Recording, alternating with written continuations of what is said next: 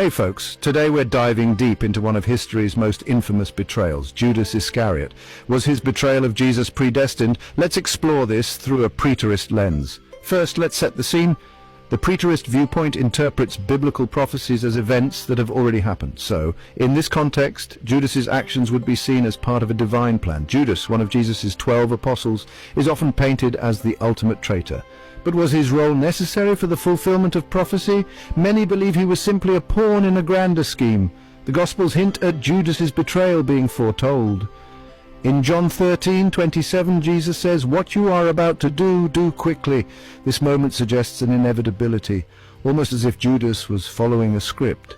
Did Judas have a choice, or was he merely fulfilling a destiny?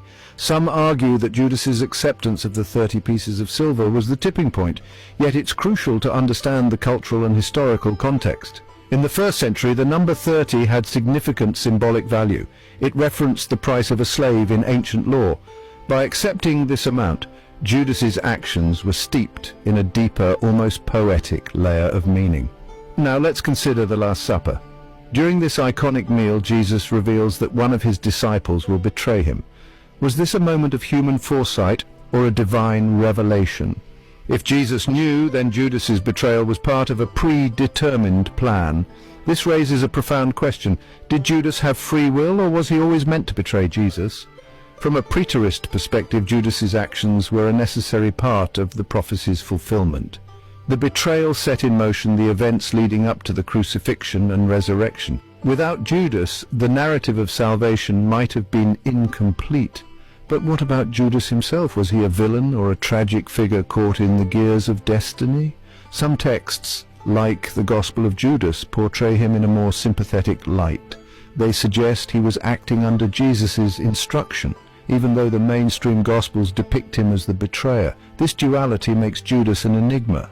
The preterist viewpoint doesn't absolve him, but places his actions within a larger divine framework. It asks us to consider the complexity of his role beyond simple good versus evil. Ultimately, Judas Iscariot remains a figure shrouded in mystery and controversy. Whether his betrayal was predestined is a question that touches on the very nature of fate and free will. Through a preterist lens, we see a tapestry of prophecy and fulfillment, with Judas as an essential, albeit tragic, thread. So, history buffs, what do you think? Was Judas's betrayal written in the stars, or did he choose his fate? Drop your thoughts in the comments below. Until next time, keep exploring and questioning history. Catch you later.